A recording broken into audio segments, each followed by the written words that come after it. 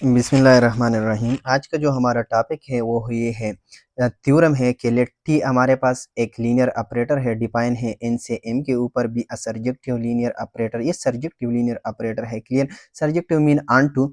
Then क्या कहते हैं कि T inverse exist if and only अगर टी एक्स जीरो है तो इम्प्लाई करेगा कि एक्स जीरो होगा, वेयर एक्स किसको बिलोंग करते हैं, इनको। इसका मतलब ये है अगर टी इनवर्स एग्जिस्ट होती है तो फिर ये कंडीशन ट्रू होगी। लेकिन इस कंडीशन में ये ये एक आपको लेना होगा और दूसरा आपको प्रूव करना है। इसमें मैं दोबारा आपको बताऊंगा, अगर टी इनवर्स एग्जिस्ट होती है मतलब ये है कि टी इनवर्स भी एक लीनियर ऑपरेटर है और टी एक्स जीरो है तो आपको ये प्रूव करना है कि एक्स क्या है, एक्स जीरो है, वेयर एक्स बिलोंग करते हैं एन को, कोई भी एक आर्बिट्ररी एलिमेंट है।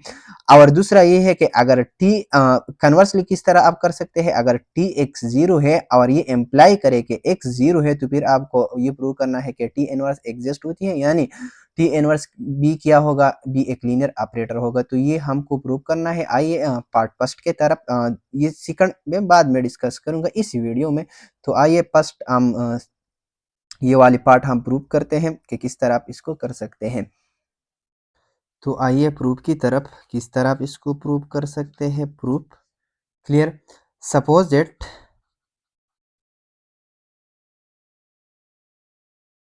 That T inverse is exist, क्या टी इनवर्स क्या होती है, एग्जिस्ट होती है। And let T X is equal to zero, clear. Where X belong करेगा एन को, एक आर्बिट्री एलिमेंट है। And we show that, we prove that X is equal to zero. यानी मैंने सपोज किया कि टी इनवर्स क्या होती है, एग्जिस्ट होती है, और हमने लेट किया कि अगर टी एक्स जीरो है तो हमको ये प्रूव करना है आपके एक्स क्या है, जीरो है। किस तरह आप इसको प्रूव कर सकते हैं, अगर आप ऊपर देखें टी इनवर्स एग्जिस्ट होती है तो अगर आप इस पर ये अप्लाई करें, implies that T X is equal to zero, implies that अगर आप दोनों तरफ इनवर्स ले लें, T dot T X is equal to T inverse, यहाँ पर क्या होगा, जीरो होगा। दोनों तरफ मैंने इनवर्स अप्लाई किया, यहाँ पर टी डॉट टी इनवर्स क्या होगा, आइडेंटिटी मैपिंग होगा। Identity of X is equal to T inverse of zero, clear. Identity of X किसके बराबर होगा, एक्स के बराबर होगा, is equal to T inverse of zero के। अगर आप इसको इक्वेशन वन मान लें, इसी तरह अगर आप ये यूज करें दोबारा, T of X is equal to zero, X किसका एलिमेंट है, एक्स एलिमेंट है इनका, कोई भी आर्बिट्री एलिमेंट है। तो मैं पार्टिकुलरली एक्स को सपोज कर देता हूँ कि एक्स क्या है, जीरो है। टी आप जीरो, कोई भी एलिमेंट है आप कोई भी चूज कर सकते हैं, मैंने अपनी मकसद के लिए जीरो चूज किया, तो टी आप जीरो बराबर होगा जीरो के। अगर आप यहाँ पर इनवर्स अप्लाई करें तो ये बराबर होगा T inverse dot T zero is equal to T inverse of zero. T dot T identity of zero होगा, is equal to T inverse of zero के, क्लियर। तो ये बराबर होगा आई ऑफ जीरो, किसके बराबर होगा, बाई जीरो के, T inverse of zero, clear. अगर आप इसको टू मान लें और आप कंपेयर करें इक्वेशन वन और टू, तो राइट साइड सेम है, लेफ्ट भी सेम होगा। From two and one we get X equal to zero. तो हमने ये साबित कर दिया। अब हम कन्वर्सली की तरफ जाते हैं। कन्वर्सली मैं सपोज कर देता हूँ कि लेट अगर टी एक्स जीरो है तो ये इम्प्लाई करेगा कि एक्स जीरो है, यानी इसका मतलब ये है कि जब ये जीरो है तो फिर ये इम्प्लाई होगा कि एक्स, ये तब पॉसिबल होगा अगर एक्स जीरो है। एंड टी एज सर्जेक्टिव का मतलब ऑन टू होता है, is onto. And we show that, and we prove that कि टी इनवर्स एज एग्जिस्ट, यानी टी इनवर्स एग्जिस्ट होने का मतलब ये है कि टी इनवर्स एक लीनियर ऑपरेटर है।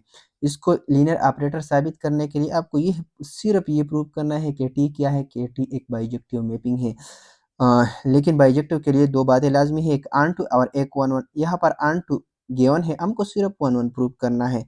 सो वन वन के लिए आपको शायद याद है कि हमको इमेजेस सेम लेना है, T of x1 is equal to T of x2, where अगर ये एम्प्लाई करे कि x1 बराबर है x2 के तो ये फंक्शन वन वन होगा। क्लियर, वेयर x1 और x2 बिलोंग करेगा किसको, इनको। अगर ये सेम है, अगर आप इस साइड पे ले आए तो टी ऑफ x1 बर होगा minus T of x2 is equal to 0। लेकिन टी क्या है, लीनियर है, आप बाहर निकाल सकते हैं, T of x1 minus x2 is equal to 0। Clear, लेकिन x1 x2 क्या है, इनका एलिमेंट है, इनका डिफरेंस भी इनका एक एलिमेंट होगा। अगर आप ये प्रॉपर्टी यहाँ पर मैंने अज्यूम किया कि अगर ये जीरो है तो तब तो ये इम्प्लाई करेगा कि x जीरो होगा। अगर ये प्रॉपर्टी आप यहाँ पर यूज़ करें तो ये बराबर होगा x1 minus x2 is equal to 0। Clear, तो इससे क्या वो है, x1 is equal to 0, x1 minus x2 is equal to 0 implies that x1 is equal to x2, which represent that t is onto, hence t inverse is exist, t inverse क्या हुआ, exist हुआ। दूसरा part है if t is bijective, अगर t bijective है और n है dimension of n, यानी n का डायमेंशन n है, then m also has dimension n, तो फिर m का डायमेंशन क्या होगा, ये भी n होगा। क्लियर, यानी हमको ये बात साबित करना है कि n और m का डायमेंशन क्या है, सेम है। तो किस तरह आप इसको कर सकते हैं, प्रूफ की तरफ हम जाते हैं, प्रूफ। लेकिन ये बात गिवन है कि t क्या है, t is bijective since suppose t is bijective, suppose t is bijective. Clear, t bijective है। और दूसरी बात ये है t बाइजेक्टिव है एंड n क्या है, n डायमेंशन है n का, यानी डायमेंशन का मतलब ये होता है कि number of the element in the basis set let B is equal to e1 e2 up to dash dash en be the basis seat, ये basis seat for n।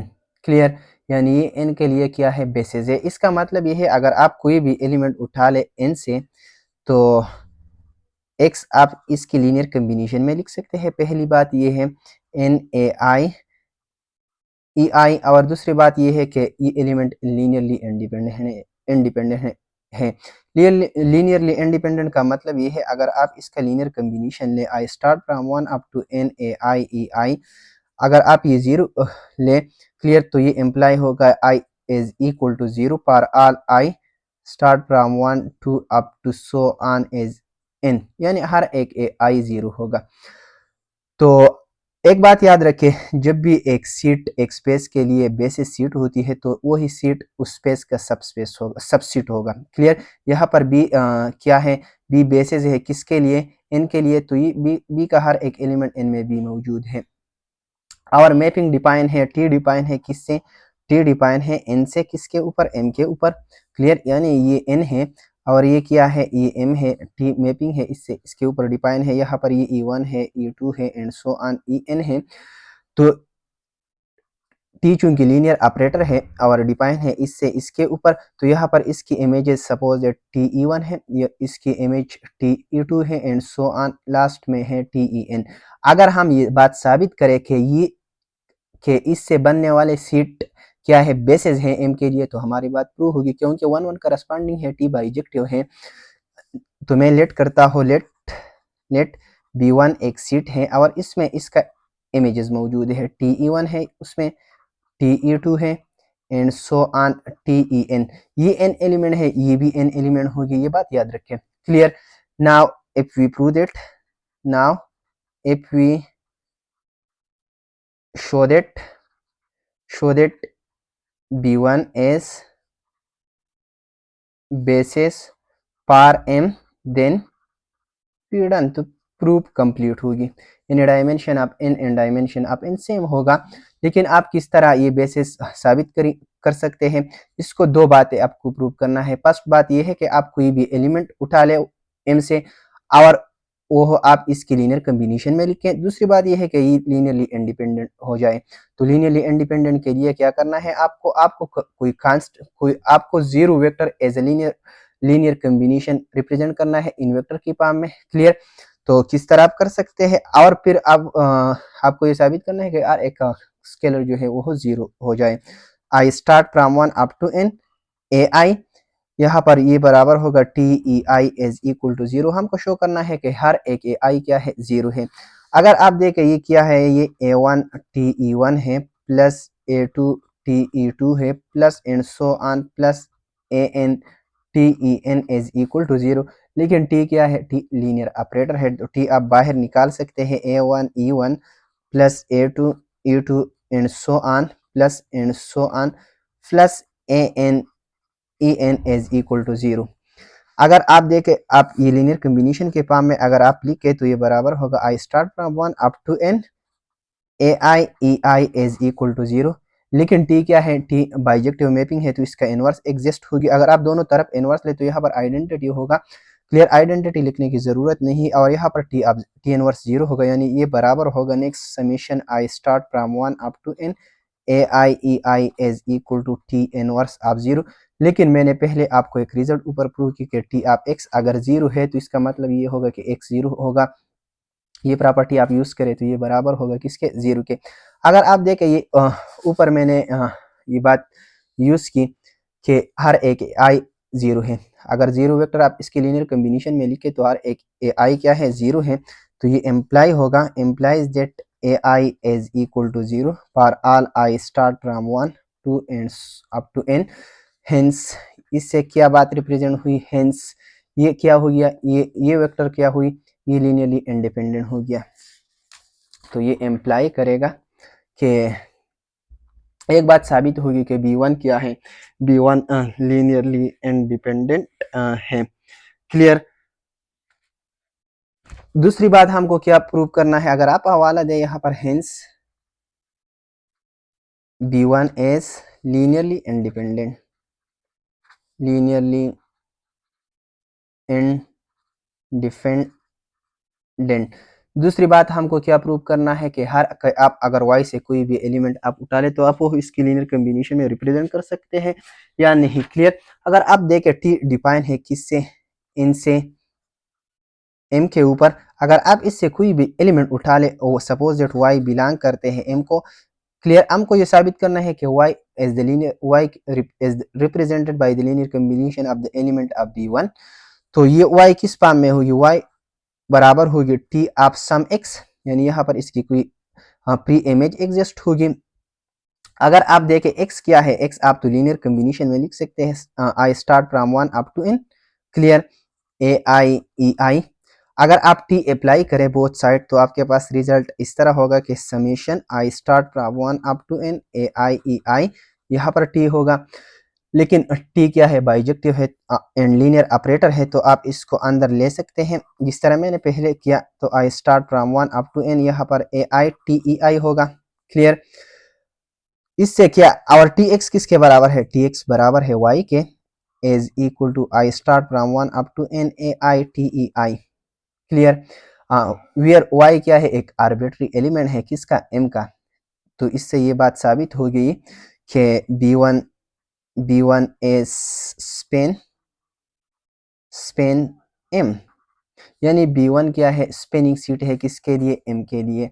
Hence इससे ये बात साबित हो गई कि m और m का डायमेंशन क्या है, dimension of m, hence dimension of n is equal to what, dimension of m is equal to n। तो ये बात साबित हो गई। अब थर्ड पार्ट है हमारे पास, थर्ड पार्ट क्या कहते हैं, आइए थर्ड पार्ट के ऊपर। थर्ड पार्ट क्या है, थर्ड पार्ट कहते हैं linear operator map linearly dependent set N N to linearly dependent sets. मैं आपको एक्सप्लेन कर देता हूँ। इसका मतलब ये है कि अगर ये n है और इससे मैपिंग डिफाइन है, ये टी मैपिंग है, यहाँ पर कुछ एलिमेंट है suppose that u1 u2 up to dash dash un। अगर ये लीनियरली डिपेंडेंट है तो यहाँ पर T u1 T u2 up to dash dash T un भी लीनियरली डिपेंडेंट होगा। किस तरह आप इसको प्रूव कर सकते हैं, बहुत इसके प्रूफ बहुत ईजी है प्रूफ।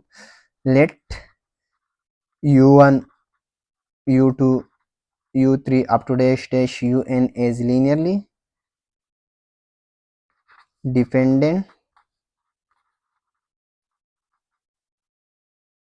एन एन, ये एन में क्या है, लीनियरली डिपेंडेंट है। तो लीनियरली डिपेंडेंट का डिफिनीशन यूज करें कि I start from one up to N A I U I is equal to zero. तो ये इम्प्लाई करेगा कि एक एटलीस्ट एक ए आई ऐसा एग्जिस्ट होगा, ए आई जो नॉन जीरो होगा, पार sum I start from one two up to dash dash N. Clear.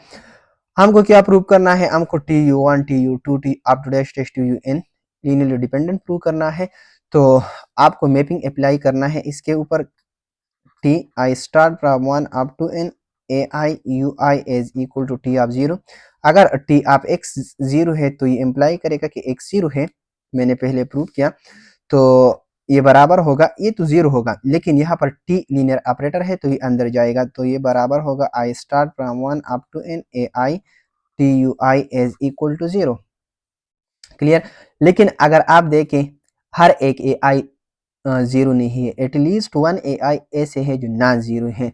Clear. Since there exist at least one A I is non zero. Clear. for some I start from one two up to dash dash n। तो इससे क्या साबित होगी, hence that represented के T U one T U one T U two up to dash dash T U N is linearly dependent.